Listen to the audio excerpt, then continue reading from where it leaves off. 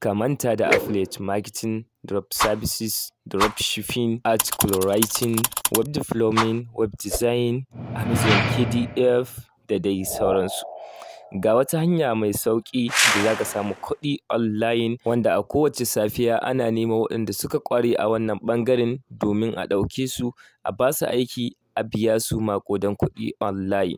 Wasu na cajin na $6, $7, $10, $20, $30, $50 up to $100 a cikin minti ɗaya. Duk da yake ya danganta da irin ƙwarewar da kake da ita a wannan ɓangaren da kuma yanayin client ɗin da kake ma aiki a cikin wannan kasuwancin. Idan ba ku san me nake magana akan shi ba, ina magana ne akan video editing. Kamar yadda kuka sani a yanzu social media ta karaɗe duniya, kuma burin kowanne daga cikin ɗan social media shine a ce content nashi sun je viral. Kuma video editing na ɗaya daga cikin abubuwan da ke taimakawa bidiyon mutum ya tafi viral akan internet. So, sabida haka buƙatar videos editors a kullum ƙaruwa take yi a cikin duniyar social media. Sabida haka a kowace rana ana neman videos editors da za su yi editing na bidiyo a biya su. Sai dai ku sani wannan sana'ar tana da a lot of competition, ma'ana akwai mutane da yawa da suke claiming na cewa su ma videos editors ne kuma kullum suna nema. So, me zai sa ka samu? Abin da zai sa ka samu shine ya kasance kana da ƙwarewa, sa'annan ka san abin da kake yi. Wannan zai sa da zaran ka fara samun aiki a cikin harkar video editing ka ci gaba da samu kenan kana samun kuɗi da shi. Ku sani wannan abu ne wanda na jarraba kuma na ga yana yi, ba shaci faɗi ba ne, labarin ƙanzon kurege. Don haka a cikin wannan bidiyon zan yi bayani akan menene video editing, concept of video editing, wani software ya kamata ka yi mastering ko in ce ka je ka koya wanda zai taimaka maka a wajen samun kuɗi da video editing. Sa'annan wani video editing styles suke trending a daidai wannan lokacin wanda ya kamata a ce kana da experience a kansu. Kowane ɗaya daga cikin abin da na ambata a ƙarƙashinsu akwai abubuwa masu yawa. Sabida haka ka bi wannan bidiyon step by step domin samun wani abu da za ka fara da shi. Domin wannan bidiyon ba za mu iya covering na komai a cikinsa ba. Amma na tabbata idan haka kalla wannan bidiyon har ƙarshe za ka samu aƙalla za ka samu tubalin da za ka dafa domin fara tafiyarka ta video editing. Kafin mu shiga a cikin bidiyon mu, godiya ta musamman ga masu bibiyata a wannan channel ta hanyar addu'o'inku da kuma sharing da content ina da kuke yi zuwa ga 'yan uwa da abokan arziki. Haƙiƙa wannan channel ɗin ta samu girma cikin sauri, ma'ana daga subscribers 4,000 zuwa subscribers 11,000 a cikin ƙanƙanin lokaci. Ina matuƙar godiya da support ina da kuke yi. Allah ya ƙara barin mu a tare ya kuma bani ikon kawo muku content waɗanda za su ƙara amfanin ku.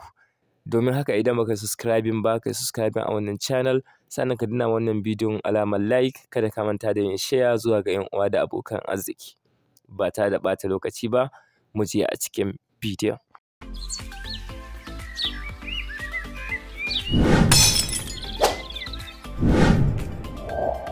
HIKIMA FASAHA TV.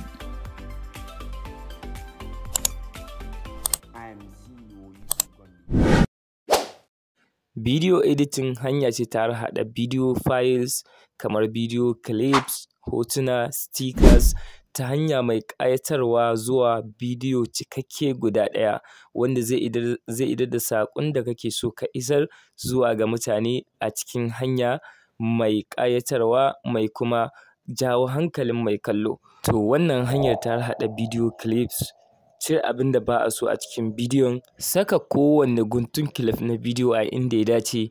Wannan shi ake kira video editing. Video editing ya ƙunshi abubuwa waɗanda video editing ba zai kammala ba sai da waɗannan abubuwa. Sabida haka ka sani gunci wannan bidiyon daga wannan zuwa wannan ba zai isa kawai ka kasance video editor wanda yake bidiyoyi masu ƙayatarwa ba, sai ka san waɗannan abubuwan. Daga cikinsu akwai effects. Video editing ya ƙunshi effect waɗanda ake so ka san da su, waɗanda za su taimaka maka a cikin tafiyar video editing su sa aikin ka ya riƙa yin kyau. Na farko akwai sound effect, akwai text effect, akwai video effect. So dukkanin waɗannan effects ɗin da dai wasu makamantansu suna taimakawa mutum wajen bidiyon shi ya ƙayata ya kuma ba da citta. Daga ciki akwai animation.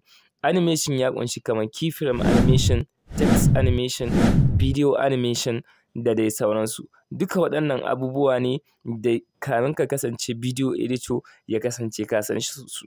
Daga ciki akwai transition.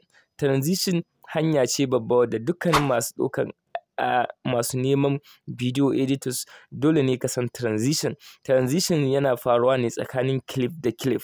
A nan ake saka transition, ya kake so clip ɗin da zai shigo ya shigo a cikin wannan bidiyo ɗin. So nan za ka saka transition. Daga ciki akwai motion tracking. Wanda motion tracking shi ma abu ne mai muhimmanci a cikin video editing wanda ya kamata a ce mutum ya san shi da kyau da kyau domin zai yi matuƙar taimaka masa sosai da sosai. Bayan haka kuma akwai abin da ya shafi chroma key. Wato chroma key shi ma yana taimakawa mutum. Dole mutum ya san shi domin zai ƙayata masa video editing ɗin shi ta yadda editing ɗin shi zai ƙara yin kyau. Daga ciki akwai overlay. Overlay shi ma abu ne mai muhimmanci cikin video editing wanda saninsa zai taimaka maka wajen ka yi video editing wanda yake ya ƙayatar kuma ya ba da citta, ya ba da ma'ana, sannan saƙon da ake son a isar ya isar. So waɗannan dai kaɗan daga cikin abubuwan da mutum zai sani kenan abin da ya shafi video editing, wanda dukkanin waɗanda za su yi hiring ko su nemi video editor so suna buƙatar a ce ka san waɗannan abubuwan aƙalla. Duk da yake akwai experience, ba zai yiwu ba kai da ka fara yanzu ka kasance daidai da ni da na jima na ɗau shekaru ina yin video editing. Saboda haka akwai experience na akwai abin da zan iya yi wanda kai wani effect da za ka haɗa ba zai iya yi maka wannan abin ba. Kasancewar ni ina da experience zan iya haɗowa nan in haɗowa nan domin in samu wani result da nake so in samu a cikin video editing. Wala Allah idan wannan bidiyon ya samu like da yawa, zan yi bidiyoyi daga baya akan kowane ɗaya daga cikinsu, yaya ake yin amfani da shi, yaya za ka yi kuma ka yi integrating ɗin shi a cikin video editing domin samun result mai kyau. So daga cikin concept of video editing na farko akwai color grading. Color grading shine ya za ka yi improving na quality na kalo na bidiyo ɗin, ya kasance ya samu kala mai kyau, ya zama cinematic view. So wannan duka yana daga cikin abubuwan da suke ƙara ma bidiyo, ko kuma dole ma concept ne ya kasance a ce kana da wannan a cikin tafiya naka na video editing. Duk da yake idan ba kana editing na videos wanda suka shafi films ko wani clips haka comedies ba, wannan ba zai kawo maka illa ba, amma dai wannan abu ne wanda ya kamata ka sani. Na biyu akwai sounds enhancement.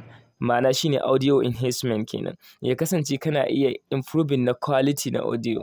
Ya kasance audio kana iya maintain shi ya zama very clear, very quality ta hanyar tools da za su taimaka maka wajen wannan. Sa'annan na uku ya kasance kana da background akan storytelling. Domin kasancewa storyteller zai taimaka maka wajen aza kowane raw footage a wurin da ya dace. Kowane clips na bidiyo ka aza shi wajen da ya dace. Domin kai storyteller ne, ka san ya za ka isar da saƙon zuwa ga mutane ta yadda saƙon zai zo inda suke. To wannan yana taimakawa sosai kuma yana daga cikin concept of video editing. Mu ɗauka misali an baka editing na bidiyo na wani fim da ake shooting. Ana kawo maka za ka yi editing. So kaga za a yi shooting ɗin shi a cikin clips daban-daban. Wannan an yi shooting ɗin shi a nan, wannan an yi shooting ɗin shi a nan. Wani akwai abin da ba a so a ciki. Wani akwai abin da ake so ƙila za ka ɗan yi editing ɗin shi ka ɗan ƙara wani abu a cikin shi. To idan kai ba storyteller ba ne, zai yi wahala a ce ka iya haɗa clip ɗin nan yanda ya dace. Kowanne clip ya zo yanda ya dace da kuma inda ya kamata ka sa shi. So duka wannan storytelling shi yake taimaka maka kai achieving na wannan. Saboda haka yana da kyau ka koyi kasancewa storyteller. Ba dole sai ka kasance ba, amma wannan dai abu ne wanda zai ƙara ma tafiyarka ƙwari da kuma armashi. Mu koma gefen softwares. A yanzu da ake magana ta video editing, a experience ɗina da kuma shiga da na yi a cikin harkar da kuma bincike na da applying da na ta yi da kuma hiring da naga mutane suna yi na videos editing, babban software da ake so ka yi mastering a kan shi shine Adobe Premiere Pro. Wannan shine na farko. Akwai kuma After Effects. Duka wannan video editors ne waɗanda su kuma ba waɗanda ake samu for free ba ne, sai an saka kuɗi. So amma a cikin haka sai CapCut ya shigo. CapCut video editor ne wanda shi ma za ka iya yin a lot of video editing a cikin shi for free. Saboda haka idan ka yi mastering na CapCut shi ma za ka iya samun kuɗi da shi sosai fiye da yadda kake tunani. Akwai kuma Final Cut Pro. Waɗannan video editors ɗin su ne mafi yawa waɗanda idan ka yi mastering ɗinsu su yana da waya ma ka yi applying ba ka karɓa ba, ko kuma za ka ga mafi yawan masu hiring suna da sanya requirement na cewa ka iya After Effects ko kuma Adobe Premiere Pro ko Final Cut Pro sai CapCut. So waɗannan idan ka iya su insha Allahu video editing naka za ka ɗauke shi zuwa next level. Da irin masu amfani da wayar hannu, video editing software da nake recommending shine ka yi amfani da InShot ko kuma ka yi amfani da ainihin CapCut. So my favorite dai shine CapCut gaskiya, da shi nake amfani wurin video editing. Kamin shi ina amfani da InShot wanda shi ma video editor ne wanda yana da kyau sosai saboda ba sa nuna ainihin watermark ɗinsu ko a free version ɗin shi, sa'annan suna da nasu kuma effects da animation gwargwado. Amma dai wanda shine best a yanzu ya kamata ka tafi da shi shine CapCut wanda kamfanin TikTok ya mallaka. Kasancewar irin kamfanin YouTube suna da Shorts, Instagram suna da Reels, sannan akwai TikTok videos, waɗanda dukkanin waɗannan bidiyon ana yin su in vertical form kuma short videos ne. So akwai styles da mafi yawan videos editors yanzu ake neman a ce sun iya shi, sun ƙware da shi. Kuma mafi yawan masu neman video editors suna son a ce aƙalla kana da experience akan koda ɗaya ne daga cikin waɗannan video editing styles. Daga ciki akwai editing wanda ake kira Ali Abdul style. Wannan wani kalan video editing ne wanda wani daga cikin YouTubers ya fito da shi, kuma sai video editing styles ɗin ya samu karɓuwa ga mutane har ya kasance ana ta kwaikwayonsa kuma mutane na son irin video editing ɗin.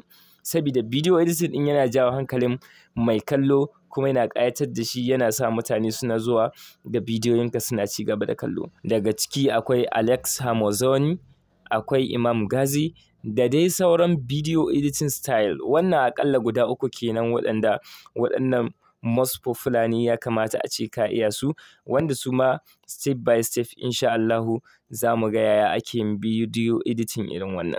So idan wannan bidiyon ya samu like sosai insha Allahu zan ci gaba da recording na videos akan abin da ya shafi video editing, kuma zan rika kawo muku su akan wannan channel ɗin da kuma wasu resources waɗanda video editor ya kamata a ce ya sani waɗanda za su taimaka masa sosai.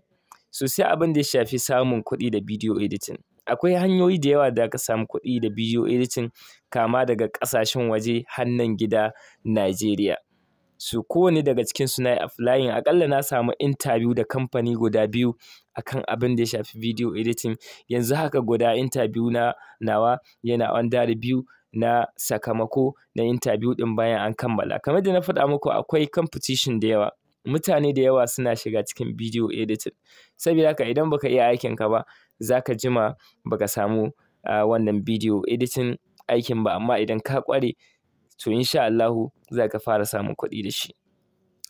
Sa'annan ni karan kaina akwai lokacin da nake yin bidiyo, akwai wanda ma nake yin bidiyo na minti 10 in yi charging na $50, akwai wanda $30, akwai wanda $10. Ya danganta dai ko ya kake za ka iya charging. Sa'annan za ka iya zuwa ma a matsayin freelancer na video editor, ka saka freelancing services wanda za ka yi ma mutane video editing. Da wanda yake neman video editor zai zo ya neme ka a wannan wurin, zai gane ka nawa farashinka, duk minti ɗaya nawa kake charging, sai ya zo ya ɗauke ka ka yi masa aikin kuma ya biya ka. Akwai wanda za ka yi musu a gida, akwai waɗanda ma za su iya baka office a matsayin video editor, sun riga sun ɗauke ka aikin kenan. Duka kaɗan daga cikin abin da za mu tattauna kenan a yau, abin da ya shafi video editing A bidiyo na gaba insha Allahu zan yi bayani akan a ina ne za ka je ka fara neman video editing services, ma'ana ina za ka je inda za ka samu a yi hiring naka ko kai applying